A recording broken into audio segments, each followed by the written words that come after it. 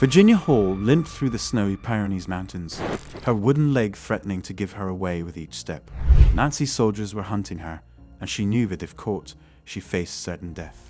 Yet this American spy had already orchestrated countless resistance operations in occupied France, and she wasn't about to let Hitler's best catch her now. Virginia Hall would go on to become one of World War II's most effective spies. And this is just one of many untold stories of the women who changed the course of war through espionage. In 1940, the British Special Operations Executive made a revolutionary decision. While men in suits debated strategy in London's corridors of power, they realized their best weapons against Nazi Germany might be women. Women like Pearl Witherington, who could slip through checkpoints with a smile and a forged ration card, while carrying classified intelligence in her shopping basket. The Germans never expected a woman to be a spy. This prejudice became their greatest weakness. Female agents could move through occupied territories with relative ease, their shopping bags filled with explosives, their hat pins doubling as codebooks. Even when suspicion fell on resistance activities, Nazi officers would often dismiss the possibility that a woman could be behind the operations. The recruitment process was unlike anything seen before. Soy recruiters scoured Britain's universities, women's auxiliary services, and even high society drawing rooms. They looked for specific qualities: fluency in French, quick thinking under pressure, and most importantly, the ability to become invisible in plain sight. Physical appearance mattered, but not in the way Hollywood would have you believe. The ideal agent wasn't a glamorous beauty who turned heads. She was someone forgettable, who could blend into any crowd. The training transformed these ordinary women into extraordinary agents. At isolated country houses across Britain, hidden from prying eyes, they underwent a metamorphosis. The curriculum was brutal, designed to break them down and rebuild them as weapons of war. They learned hand-to-hand combat from hardened commandos, mastering techniques to take down armed men twice their size. Weapons training included everything from compact pistols to explosive devices disguised as everyday items. But physical combat was just the beginning. These women had to become masters of deception. They spent weeks learning to maintain cover stories under intense interrogation. The trainers were merciless, using sleep deprivation and psychological pressure to test their resolve. One exercise involved maintaining a false identity while being unexpectedly woken in the middle of the night. Any slip in accent or character meant failure. The technical training was equally demanding. They learned Morse code until they could send messages in their sleep, memorized dozens of codes and ciphers, and mastered the art of operating clandestine radio sets. These bulky transmitters could mean the difference between life and death in the field. A single transmission had to be limited to 20 minutes. Any longer risked detection by German direction-finding vehicles. Their final test was a simulated mission that could last days or weeks. Dropped into unfamiliar territory, they had to evade capture while completing complex objectives. MI5 officers played the role of German security forces, conducting thorough searches and interrogations. Those who were captured faced mock torture sessions that felt terrifyingly real. Many candidates broke under the pressure, but those who survived emerged as some of the most effective agents of the war. Betty Pack exemplified this new breed of spy. An American-born socialite recruited by British intelligence, she combined quick thinking with nerves of steel. Her greatest triumph came in 1941, when she infiltrated the Vichy French embassy in Washington. Over several months, she charmed her way into the embassy's inner circle, identified the safe containing naval codes, and organized the sophisticated burglary. The stolen codes proved crucial for the Allied invasion of North Africa, all thanks to a woman who most dismissed as nothing more than a social butterfly. The physical transformation of these agents was equally crucial. Every detail of their appearance had to match their cover identities perfectly. Women with naturally blonde hair were dyed darker to match the typical hair color of their assigned regions. Their clothing was sourced from local markets in occupied territories. Wearing British-made garments could be a fatal mistake. Even their undergarments had to be authentically European. American-made elastic and lingerie had given away more than one agent. The psychological preparation was perhaps the most intense aspect of their training. These women had to be ready to face situations that even hardened soldiers would find challenging. They learned to compartmentalize their emotions, to lie convincingly even under extreme stress, and to maintain their cover even if they witnessed atrocities. The trainers would stage scenarios designed to provoke emotional responses.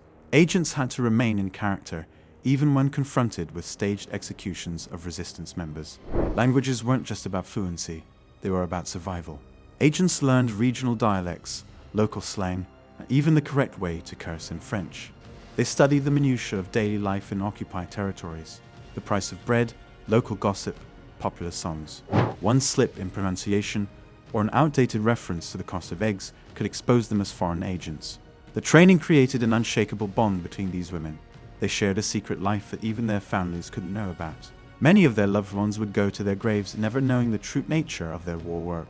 Some agents had to lie to their own children, pretending they had spent the war doing clerical work when they had actually been organizing resistance operations and sabotaging German supply lines. These women mastered the art of turning prejudice into advantage. They played into stereotypes: the flirtatious secretary, the naive shop girl, the chatty grandmother, while gathering intelligence that would change the course of the war. Their very invisibility became their greatest strength. While German counterintelligence focused on catching male saboteurs, these female agents built elaborate networks right under their noses.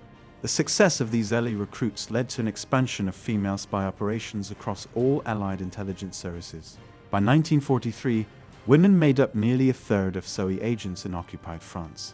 They weren't just support staff or couriers, they were running entire resistance networks, coordinating sabotage operations, and providing intelligence that would help shape D-Day itself. But training was one thing. The real test came when these women faced the deadly reality of espionage, where one wrong move meant certain death. While Virginia Hall coordinated resistance operations in France, another network of female spies was changing the course of the war in the Pacific. Elizabeth Betty McIntosh, working for the Office of Strategic Services, waged psychological warfare against Japanese forces. Her weapon, the written word. Betty created fake news articles, forged letters, and manipulated photographs that demoralized Japanese troops and confused their command structure. Her team crafted elaborate stories of ghost armies that spooked superstitious soldiers and fake orders that sent units on wild goose chases. She understood that in warfare, perception could be as powerful as bullets. The scope of female spy networks across occupied Europe was staggering. In France alone, over 400 women operated as radio operators, couriers, and network organizers. Each network was a masterpiece of compartmentalization. Agents knew only their immediate contacts. If one person was captured and broke under torture, they could only compromise a small part of the operation. Noor Inayat Khan exemplified the extraordinary courage these networks required. A pacifist Indian princess who wrote children's stories before the war, she became the first female radio operator sent into occupied France. Her gentle nature masked a core of steel. For months, she transmitted critical intelligence back to London, while constantly moving her radio equipment to avoid detection. The average life expectancy for a radio operator was just 6 weeks. Noor lasted almost 4 months, even as the Gestapo closed in around her network. Female spies developed techniques that would revolutionize modern espionage. They created new codes based on mundane items that wouldn't raise suspicion. Knitting patterns contained encrypted messages about German troop movements. Recipe books detailed explosive formulas. Sheet music concealed reports about weapons installations. Even fashion magazines became tools of warfare, with dress patterns containing coded information about enemy fortifications. The ingenuity of these women transformed everyday items into sophisticated spy gear. Compact mirrors concealed tiny compasses. Lipstick tubes housed miniature cameras. Playing cards could be peeled apart to reveal maps. Nylon stockings, valuable commodities in wartime Europe, doubled as makeshift ropes for emergency escapes. A spy's shopping bag might contain everything needed for sabotage operations, disguised as innocent household items. Marie-Madeleine Fourcade ran one of the largest and most effective spy networks in France. Codenamed Noah's Ark, her network assigned animal names to each agent for security. She was Hedgehog, chosen for her tenacity. Under her leadership, the network provided crucial intelligence about German military installations, including detailed information about V-1 rocket launch sites that allowed the Allies to bomb them. These networks mastered the art of psychological manipulation. They understood that the most effective deception played into the enemy's existing beliefs. German officers, convinced of their own superiority, readily dismissed information that female agents weren't just secretaries or mistresses, but the masterminds behind major intelligence operations. This blindness allowed women to build elaborate networks right under Nazi noses. The sophistication of their operations went beyond simple intelligence gathering. Female agents orchestrated complex deception campaigns that would influence major military decisions. They planted false information about Allied invasion plans, spread rumors that demoralized German troops, and created phantom resistance groups that tied up Nazi resources chasing shadows. Perhaps their greatest achievement was turning the Nazi occupation's own bureaucracy against itself. Female agents infiltrated administrative offices as clerks and secretaries, positions considered too lowly for suspicion. From these vantage points, they could alter records, create false documentation, and track German military movements. A single well-placed secretary could compromise an entire German military district's security. The technical sophistication of these networks was remarkable. Female agents pioneered new methods of wireless communication that minimized the risk of detection. They discovered that transmitting from church steeples reduced the range at which German direction-finding equipment could locate them. Some operators even transmitted while moving on bicycles, making it impossible for the Germans to pinpoint their location. The networks developed elaborate warning systems. Shop windows displaying certain items in specific arrangements warned of German raids. Children playing particular games in the street signaled that it was safe to transmit. Laundry hung in coded patterns on clotheslines indicated whether surveillance teams were in the area. These seemingly innocent activities created a silent language that kept agents alive. Jeannie Rousseau, codenamed Anierix, demonstrated the network's ability to gather crucial technical intelligence. Despite having no scientific background, she charmed German officers into discussing their new weapons programs. Her precise reports about the V-2 rocket program were so detailed that Allied intelligence initially doubted a young woman could have obtained such technical information. Her intelligence ultimately helped British bombers target and destroy the rocket facilities at Pyrenees. The networks excelled at turning German strengths into weaknesses. They exploited the occupiers' love of paperwork and regulations, creating entire phantom supply chains that diverted resources from the German war effort. Female agents working in administrative positions would intentionally introduce small errors into reports, creating a butterfly effect of confusion that rippled through the German military bureaucracy. These women also mastered the art of creating secure dead drops, locations where information could be passed without agents meeting face to face. They turned ordinary locations into intelligence exchange points, hollow trees, loose bricks in walls, even cemetery plots. One network in Paris used the card catalog of the National Library, with messages hidden behind specific catalog cards. But running these sophisticated networks required more than just clever tricks and coded messages. It demanded a daily performance where every minute could bring discovery, every conversation could be a trap, and even the smallest mistake could lead to a brutal death. The daily life of a female spy was an endless performance, where every moment required perfect concentration. One wrong word, one misplaced glance, could mean death. Christine Granville, Polish countess turned British agent, once talked her way past a Nazi checkpoint using nothing but confidence and a jar of marmalade laced with high-proof alcohol. She knew the guards wouldn't search a woman's preserves too closely, a simple insight that saved her life. Fear became these women's constant companion, though they'd learned to wear it like an invisible cloak. Nancy Wake, nicknamed the White Mouse by the Gestapo for her ability to evade capture, lived through countless close calls. Her most daring exploit came when she cycled 500 kilometers through German checkpoints to replace lost radio codes.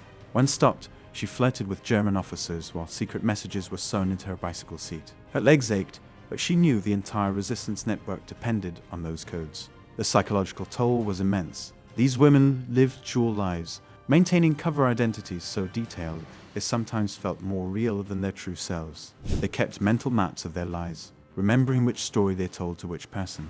Some agents reported that after the war, they struggled to remember who they really were beneath all the layers of deception. Virginia Hall, operating from a remote mountain village in France, demonstrated the intricate work of building resistance networks. Despite her artificial leg, a constant liability that made escape more difficult, she recruited an army of ordinary people into extraordinary spies. Local farmers became reconnaissance experts, tracking German troop movements through their fields. Shopkeepers turned their stores into intelligence hubs, gathering information from gossiping German soldiers. Even children played their parts, serving as lookouts and couriers.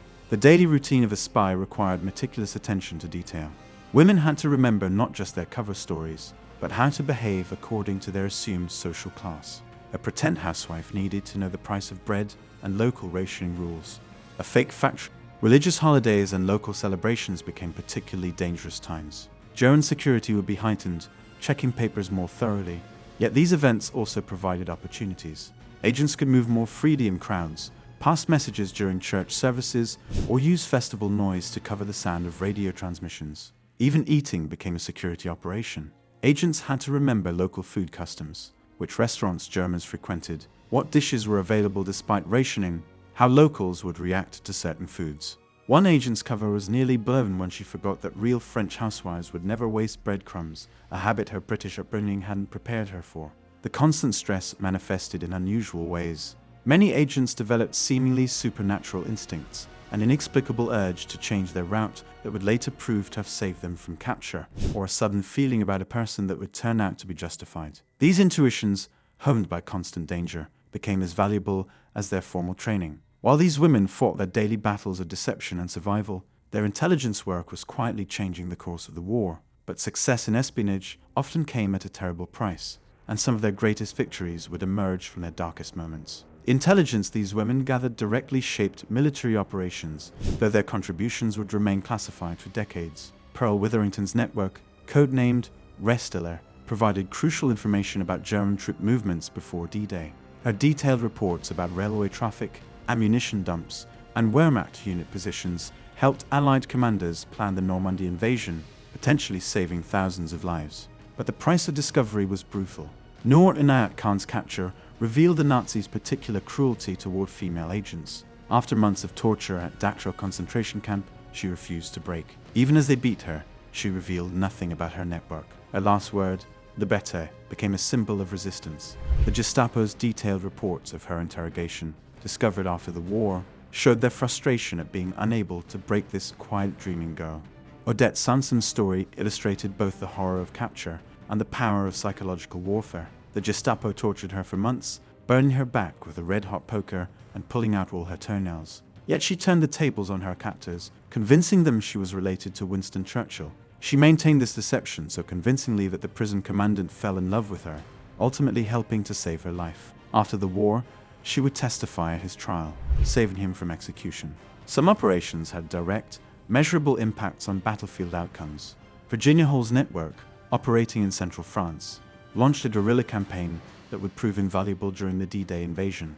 They destroyed bridges, sabotaged rail lines, and cut German communication cables. One German commander complained that a single woman with a limp had done more damage to their operations than entire divisions of Allied troops. The intelligence war extended beyond combat operations. Female agents infiltrated German administrative offices, gathering information about everything from fuel supplies to troop morale. They tracked the movement of German divisions, identified weak points in defenses, and mapped air defense installations. This seemingly mundane information, when pieced together, provided Allied commanders with a detailed picture of German military capabilities. Marie-Madeleine Fourcade's network specialized in technical intelligence. Her agents provided the Allies with detailed sketches of the German radar systems along the French coast. This information proved crucial for the success of Allied bombing raids. Her network also discovered the location of V-1 rocket launch sites, allowing British bombers to destroy them before they could threaten London. The psychological impact of female spy networks on German operations was profound. The Gestapo became increasingly paranoid, seeing spies everywhere. They wasted enormous resources investigating false leads planted by female agents. Some German officers became so convinced of female spies in their midst that they began to distrust their own administrative staff, paralyzing their operations with suspicion. Captured agents often turned their interrogations into intelligence-gathering opportunities. While being questioned, they would carefully note their surroundings, the ranks of their interrogators, and snippets of overheard conversation. Those who survived and escaped brought back valuable information about German counterintelligence operations. Even in captivity, it never stopped being spies. The technical sophistication of their operations amazed Allied commanders. Virginia Hall's network developed a system for measuring German tank armor thickness using dental molds. Another network figured out how to track German submarine movements by monitoring laundry deliveries to coastal bases. These creative solutions provided intelligence that traditional military reconnaissance couldn't obtain. Perhaps their greatest achievement was the creation of a shadow army that tied down German forces. Through carefully planted information and coordinated resistance activities, female spy networks convinced German high command that the resistance was far larger and better armed than it actually was. This deception forced the Germans to maintain large garrison forces that could have been used on the front lines. As the war drew to a close, these women had achieved the impossible, helping to defeat the most powerful military machine in history through intelligence and deception. Yet their greatest battle still lay ahead, the fight for recognition in a world eager to forget women's wartime contributions. After the war, most of these women's stories vanished into classified files. While their male counterparts received recognition, female spies often returned to civilian life with no acknowledgement of their sacrifice. Virginia Hall was quietly awarded the Distinguished Service Cross, the only civilian woman to receive this honor during World War II, but the ceremony was closed to the public. She then joined the newly formed CIA, where her expertise helped shape modern intelligence operations. The transition to peace proved challenging for many of these women. After years of living with constant danger and purpose, ordinary life felt hollow. Some struggled with what we now recognize as PTSD. Nightmares of capture, interrogation, and torture haunted their sleep. The habits of secrecy and hypervigilance were hard to break. Many found themselves automatically memorizing license plates or noting exits in every room they entered. Their silence was often self-imposed. Pearl Witherington rarely spoke about her wartime experiences, even to her family. When asked about her service, she would simply say she did a bit of office work. Nancy Wake's own husband died never knowing the full extent of her activities. The weight of unspoken memories became part of their post-war burden. The Cold War brought a cruel irony. Some of these highly experienced agents wanted to continue their intelligence work, but intelligence agencies in the 1950s were reluctant to employ women in senior operational roles. Virginia Hall found herself relegated to a desk job, her expertise largely ignored. The very gender prejudices that had made them effective against the Nazis now worked against them in peacetime. Yet their influence on modern intelligence operations cannot be overstated. The techniques they pioneered, from dead drops to psychological warfare, became standard practice for the CIA and MI6. Their experiences proved that effective intelligence gathering isn't about brute force or sophisticated technology, it's about creativity, courage, and the ability to hide in plain sight. Training programs at modern intelligence agencies still study their methods. The CLA's course on developing assets draws examples from how Virginia Hall recruited and managed her networks. AI-6 training manuals reference techniques developed by SOE's female agents for maintaining cover identities. Even their mistakes and captures provided valuable lessons that save lives today.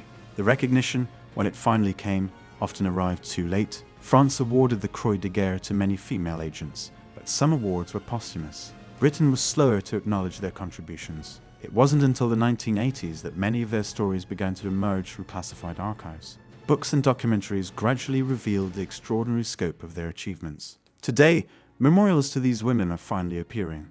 Noor Inayat Khan's bronze bust in London became the first memorial to an Asian woman in Britain. Virginia Hall's story is taught at the CIA training facility.